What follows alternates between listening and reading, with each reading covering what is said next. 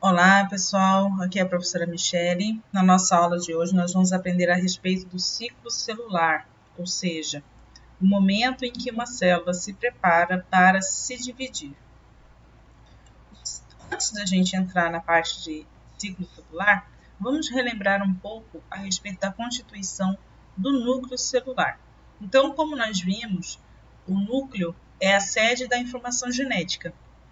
Quando a célula não está se dividindo, nós chamamos esse período de não divisão de intérfase, ou seja, é o período em que a célula está ativa e não está se dividindo.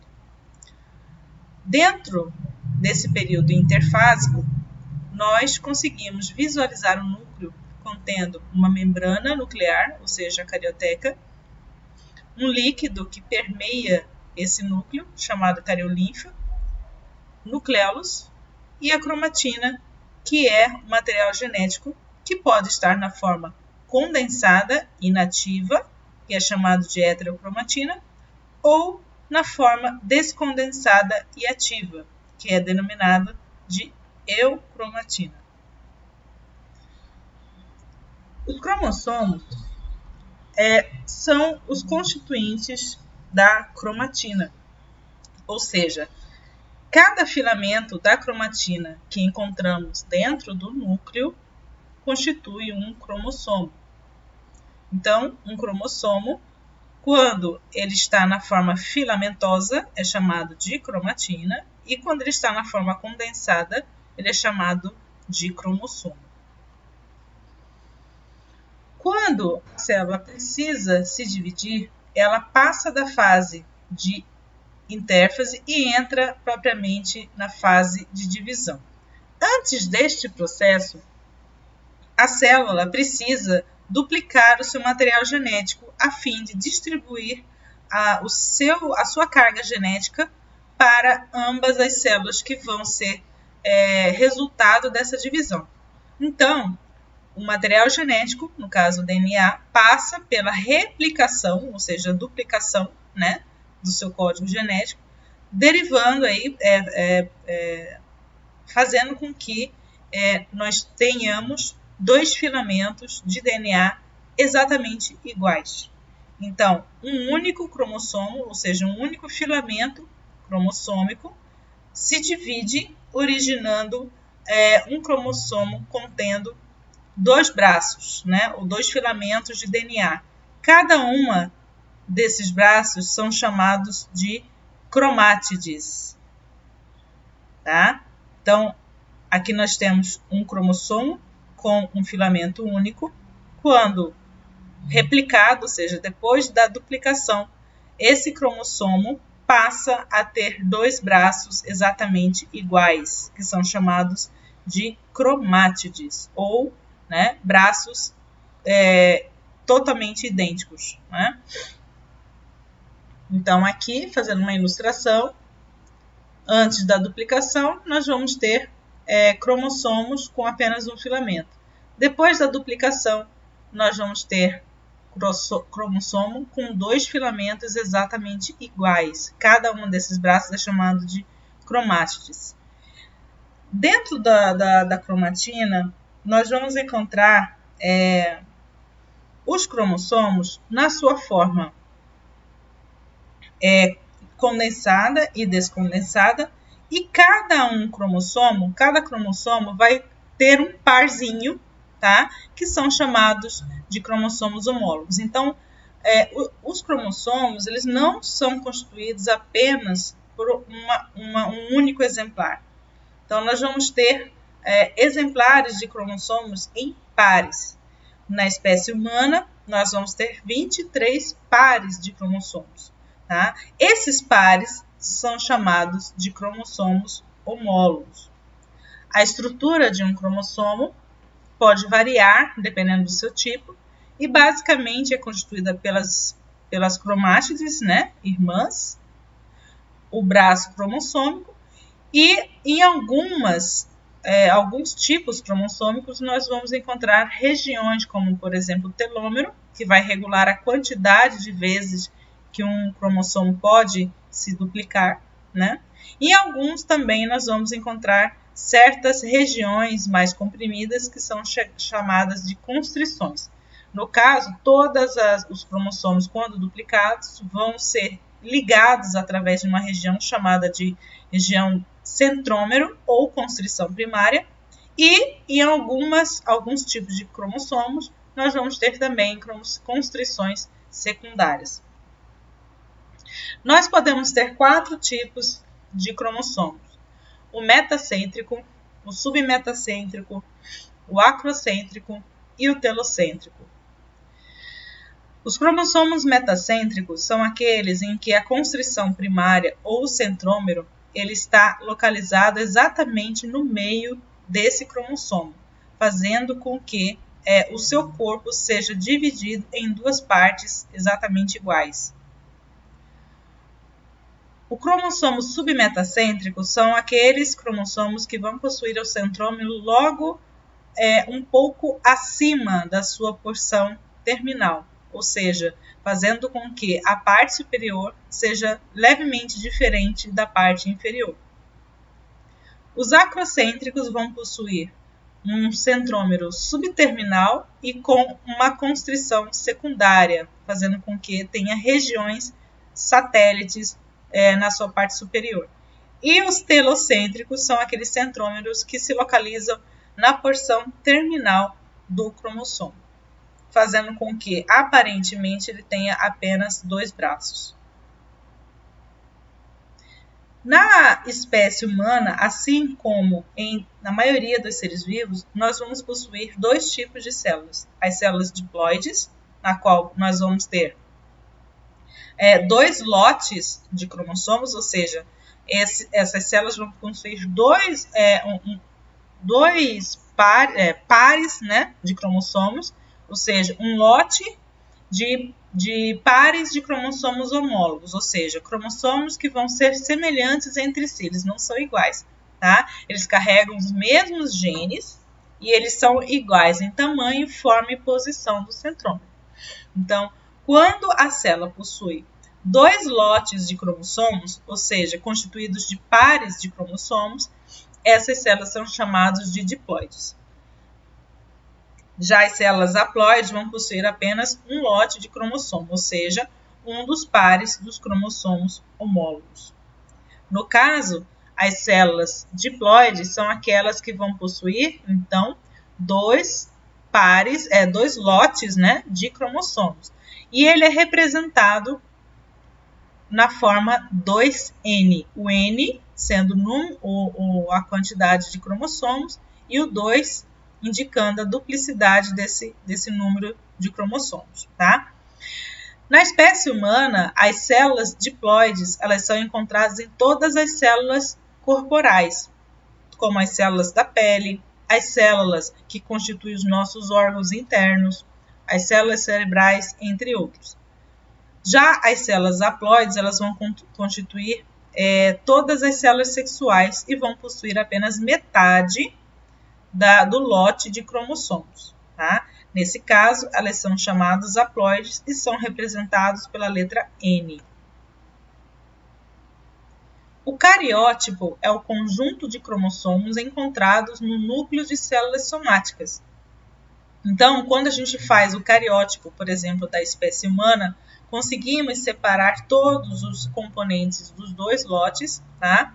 Em grupos iguais. Então, nós vamos ter 23 pares na espécie humana.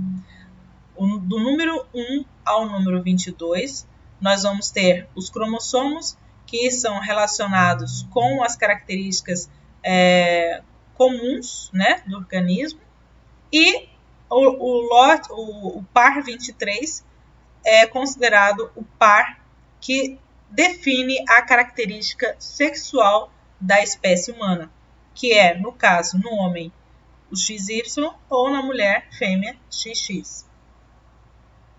Nesse caso, nós consideramos também a presença da cromatina sexual ou corpúsculo de Barr. A cromatina sexual ou corpúsculo de Barr é um par de cromossomos, né? É a presença, né, de uma presença de um cromossomo X, tá? Que só vai existir nas fêmeas. Então, no caso, quando nós temos o par de cromossomos sexuais, que é responsável pela diferença dos sexos, no caso, as fêmeas, elas são determinadas pela presença dos cromossomos XX e, no caso dos machos, XY. O corpúsculo de Barr é um dos X na forma inativa. Então, somente as fêmeas vão possuir esse X, tá? Na sua forma inativada e condensada. Por que inativo? Porque através da hipótese de Lyon, diz que apenas um dos X das fêmeas está ativo, enquanto que o segundo X está inativo. O corpúsculo de Barr, como eu já disse, está presente apenas nas fêmeas e com raras exceções em alguns machos que podem ter alterações cromossômicas, né? A presença de um X a mais. Então, naqueles casos em que nós temos alterações cromossômicas, é possível encontrar também o corpúsculo de Barr na presença de machos, mas que tenha essa alteração cromossômica. Então, se a gente for analisar o cariótipo humano, nós vamos encontrar os autossomos e os heterossomos. Os autossomos são os cromossomos responsáveis pelas características gerais da espécie humana. Tá? Eles vão definir aqui, por exemplo, todas as características, como cor do cabelo, altura, cor dos olhos, comportamentos, etc.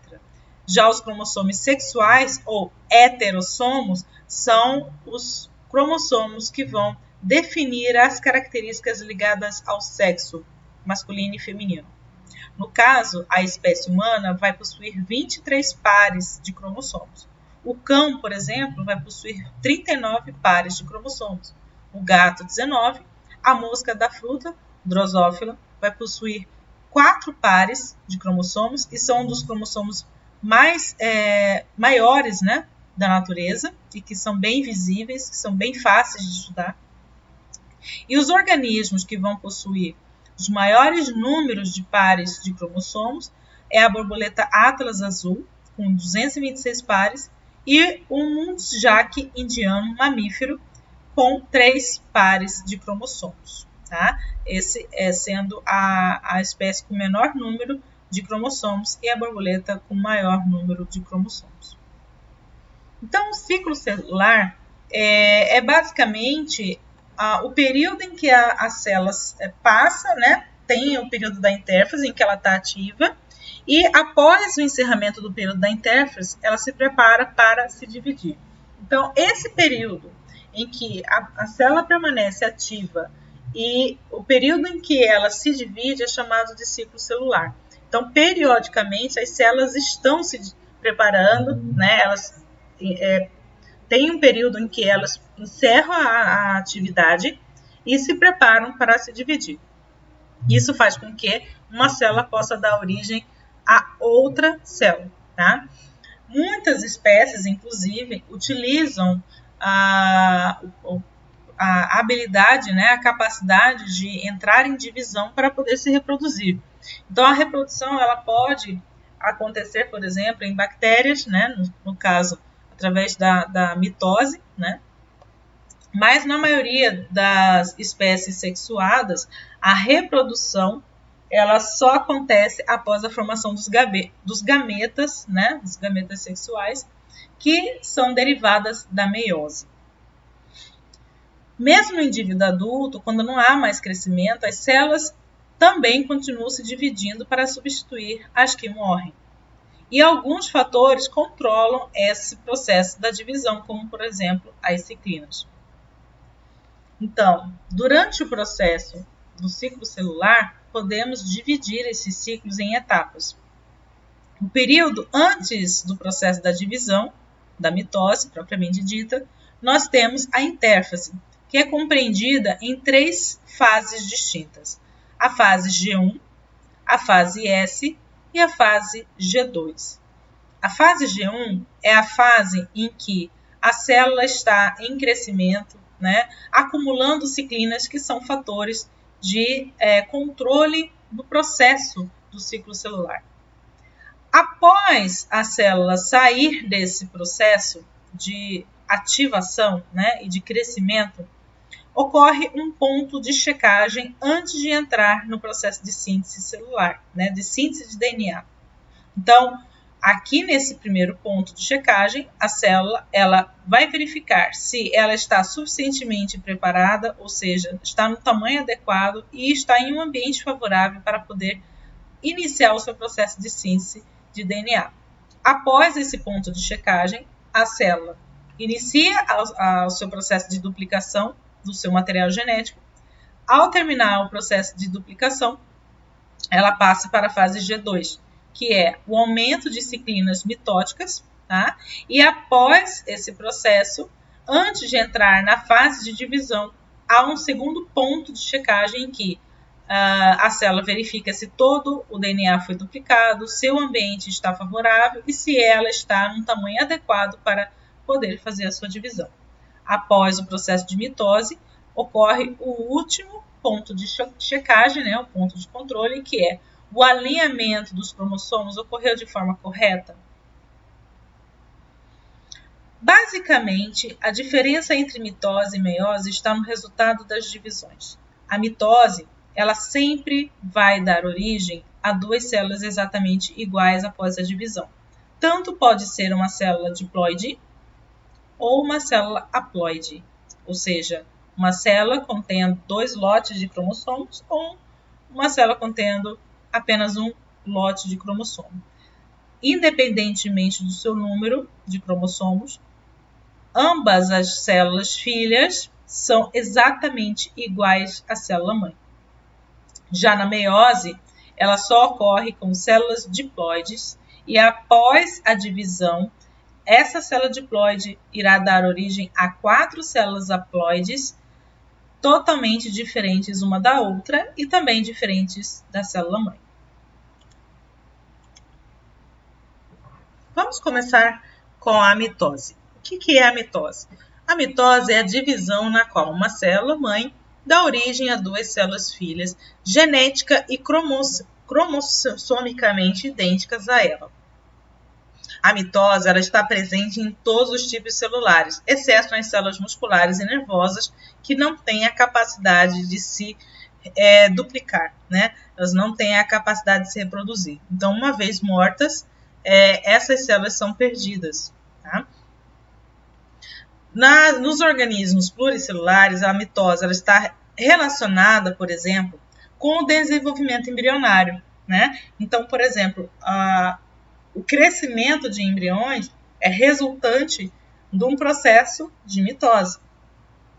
O crescimento em altura, né, existente, por exemplo, quando a gente passa da fase infantil e aí a gente vai passando para a fase adolescente até chegar à fase adulta, esse crescimento também é derivado da mitose. As nossas células corporais elas estão se multiplicando e isso vai favorecendo o aumento, né, em altura e também em volume. A renovação que acontece, por exemplo, na nossa pele, também é derivada da mitose. Células velhas e mortas são substituídas periodicamente por novas células por meio desse processo. A regeneração também por cortes, queimaduras, só é possível através da mitose pela substituição dessas células lesadas. E a reprodução também de algumas espécies, como por exemplo plantas, bactérias, fungos, entre outros, também se processa por meio da mitose. A mitose ela é constituída de 6 fases: a intérfase, a prófase, a metáfase, a anáfase, a telófase e a citocinese. Existe um macete para você guardar esses nomes. Por exemplo, prometi a Ana telefonar às 5. O I indica intérfase, o pró indica prófase, meti metáfase, Ana anáfase, telófase e sim de citocinese. Então, aqui, relembrando o nosso ciclo celular, né? Antes da célula entrar no processo da mitose, ela passa longas horas antes se preparando, né? Aqui, na fase G1, a fase em que o DNA não está duplicado. Fase S, tá? De síntese, que é a fase na que ocorre a duplicação do DNA. E a fase G2, que é a fase de preparo para a divisão celular. A letra G, G1 e G2 quer dizer gap, que em inglês significa, né? Traduzido do inglês, significa intervalo.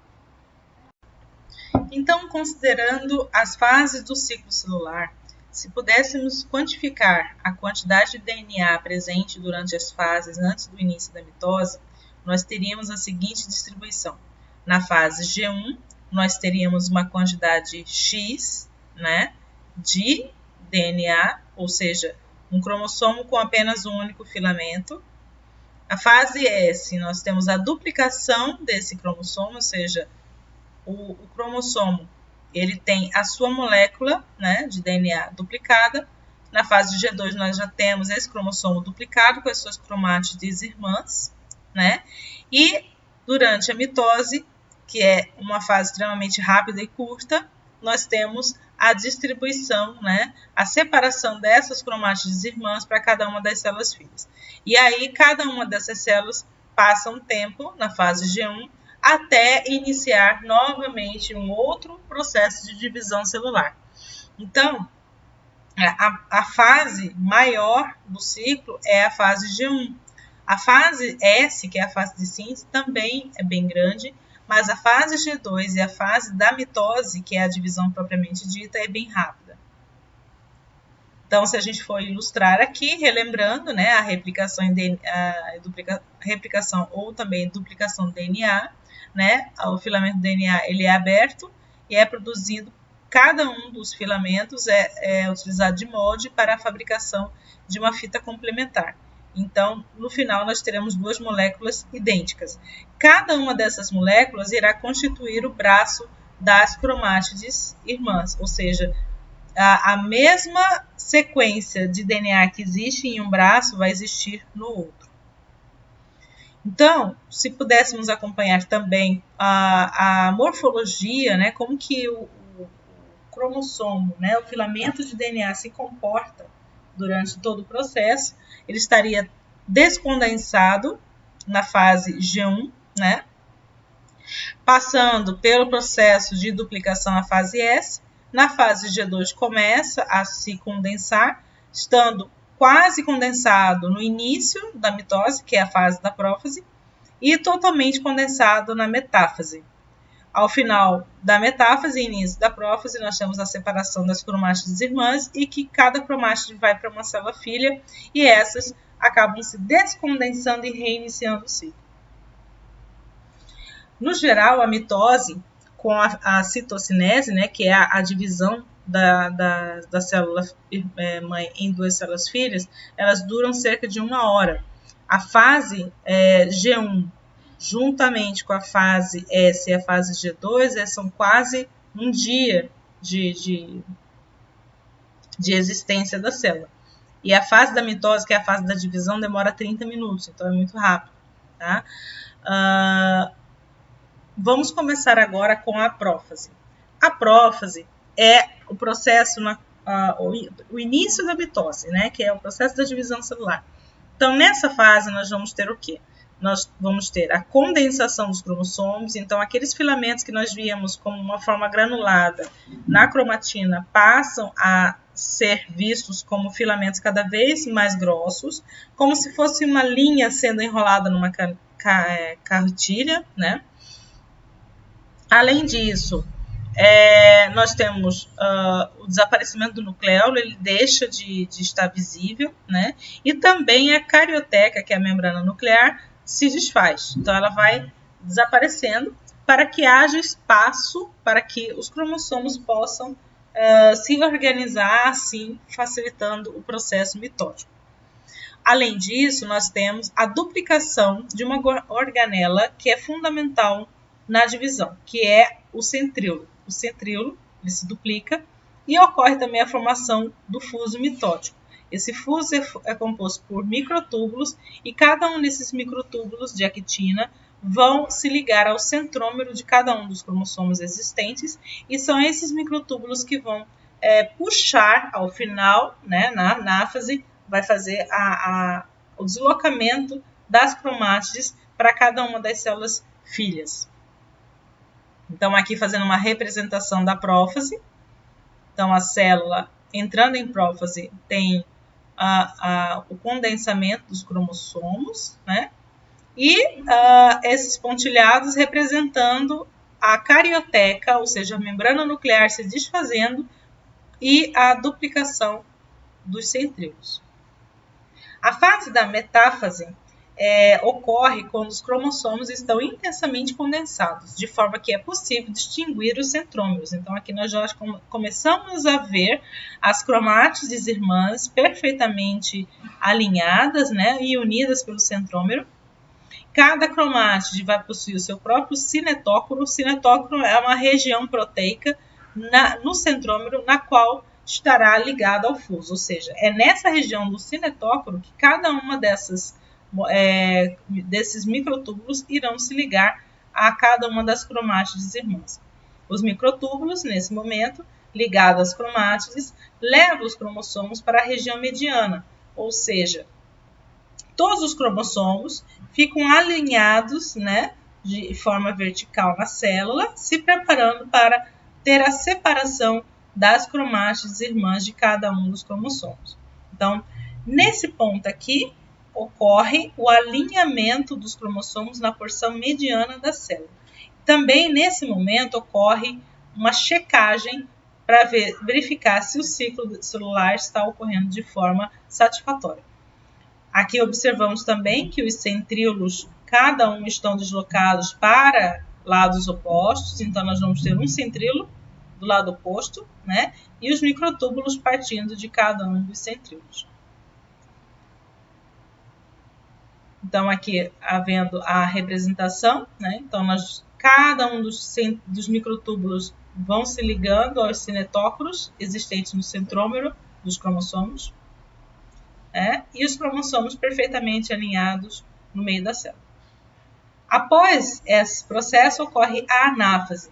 As cromátides irmãs finalmente se separam, puxadas para lados opostos através do encurtamento desses microtúbulos, tá, que partem daqui dos centríolos. Então, os microtúbulos do fuso mitótico, ao se ligarem, né, na metáfase, com cada uma dos cinetócoros existentes nas cromátides irmãs, promovem a separação dessas cromátides e o deslocamento dessas para o lado oposto. Pode ocorrer a não separação das cromátides, ou seja, a não disjunção cromossômica, por um erro na distribuição dos cromossomos. Esse fenômeno é chamado de aneuploidia. Então, por exemplo, por conta de um erro, né, de um processo mitótico, pode ocorrer que um desses braços não seja separado. Aí, nesse caso, uma das células filhas será defeituosa. Então, aqui nós temos a separação, né, das cromátides irmãs, cada uma se dirigindo para os polos opostos. E a telófase ocorre várias coisas ao mesmo tempo. Nesse processo, a gente já tem a deslocamento, né, de todas as cromátides irmãs em polos opostos, ocorre, né, a finalização desse deslocamento, e ao mesmo tempo ocorre o descondensamento dos cromossomos, o surgimento de bolsas membranosas que vão refazer a membrana nuclear, ou seja, em cada uma dos polos opostos vai começar a ser feito um novo núcleo, tá? Dois novos núcleos. E cada um dos centríolos permanece nos polos opostos. Ao mesmo tempo, reaparece os nucleolos em cada um dos polos e o fuso mitótico desaparece. Ao final da telófase, ocorre uma constrição do citoplasma para a porção mediana, fazendo com que ocorra um estrangulamento, de forma a que nós tenhamos, ao final, duas células filhas. Tá? Então, seria essa representação animada. Então, resgata-se, né? Ou seja, a carioteca novamente refeita, não uma, mas duas, né? Uma para cada célula filha. As cromátides dos polos opostos se descondensam, né? Formando novamente a cromatina, o nucleolo reaparece e aí finaliza com a citocinese. A citocinese é a separação total em duas células filhas. Elas ocorrem de maneiras diferentes em células animais e células vegetais. Nas células animais, a separação ela é de fora para dentro, ou seja, a citocinese é centrípeta, de fora para dentro. Já nas células vegetais, a separação da célula em duas células filhas ocorre pela formação de uma parede chamada de fragmoplasto, né, que é constituído por moléculas de pectina, orientadas por microtúbulos, e essa pectina ela vai crescendo, formando uma parede celular, separando essa célula em duas células filhas, cada uma contendo um núcleo. Nesse caso, a citocinese é centrífuga, ou seja, de dentro para fora. Aqui representando a citocinese, que é a separação total da célula original em duas células filhas.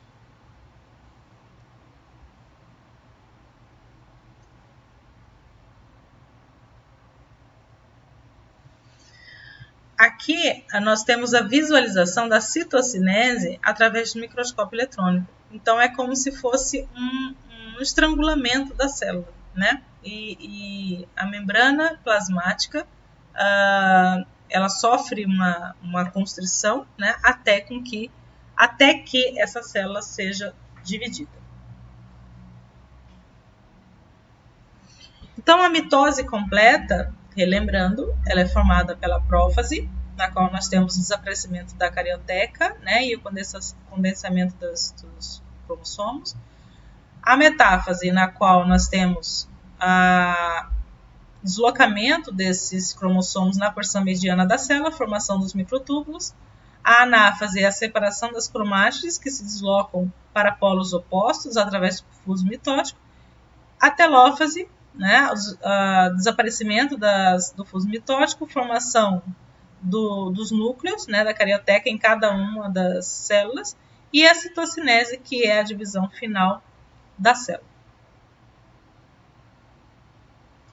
Os pontos de checagem, como nós dissemos, né, eles ocorrem em 3 momentos. Na fase G1, né, em que a célula vai verificar se o tamanho que ela atingiu antes de iniciar o processo está adequado, ou seja, ela vai verificar se ela atingiu um tamanho adequado para ela poder entrar na divisão, e vai verificar também se o DNA não está danificado. Tá? No ponto de checagem 2 ocorre ao final da fase G2. Então, aqui na fase G2 vai verificar se a célula realmente está no momento adequado para fazer, se ela está no tamanho adequado e se houve a replicação adequada do DNA. A fase 3 ocorre no meio da mitose, tá? Entre o término da metáfase e o início da anáfase. Ela tem como objetivo detectar se houve defeitos na formação do fuso mitótico, porque senão ocorre aquela não separação das cromátides, né? Então, ao invés de uma cromátide se dirigir para ficar, né, uma copa para cada uma das células filhas, pode ocorrer a não separação dessas cromátides, e aí a gente tem o processo chamado de aneuploidia. Depois que a célula passa por um tempo, por várias divisões, né, várias mitoses, nós temos o processo da apoptose, que é a morte celular programada. Uma célula não se divide indefinidamente, ou seja, essas divisões elas são limitadas, né? Ela tem um número máximo de divisões que ela tem que fazer. E após a vida da célula, ocorre essa morte programada. Então, a morte programada, que é chamada de apoptose, ela ocorre em várias situações, como, por exemplo, no desenvolvimento da cauda do girino, na vida adulta, né, quando, por exemplo, a mulher ela entra no ciclo menstrual e aí ocorre a descamação do útero, né, da parede do útero, aí no caso, aí a gente tem o ciclo menstrual, né, a queda das folhas no outono e o controle do número de células, ela é um balanço entre morte e divisão, ou seja, sempre vai ter uma quantidade de células morrendo e outras nascendo, né, ou seja, outras sendo produzidas por mitose. Agora, a apoptose ela é diferente da necrose. A apoptose é uma morte programada da célula. Aquele período em que a célula passou, né, ela vai chegar um momento em que ela vai ser eliminada, né? Nesse caso, o que ocorre? Quando a célula vai morrer, ela encolhe, ocorre um colapso do seu citoesqueleto, lembrando que o citoesqueleto é o que mantém a forma celular, o envelope nuclear desaparece, o DNA é fragmentado e os fragmentos celulares são fagocitados e reciclados. Diferente do processo da necrose. A necrose ela é causada por uma injúria externa sobre um tecido.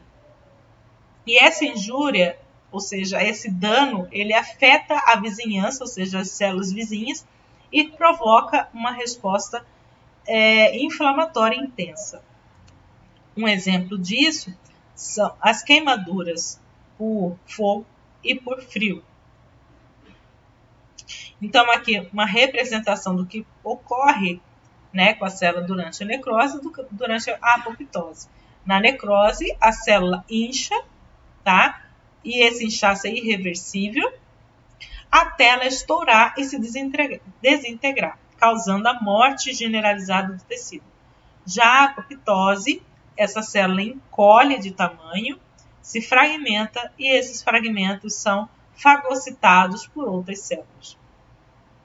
Aqui mostrando um exemplo de necrose causada pelo frio. Aqui a pessoa sofreu uma queimadura muito extensa na mão, né, ocasionada pelo frio, e após esse processo da queimadura inicial, né, os tecidos eles ressecam.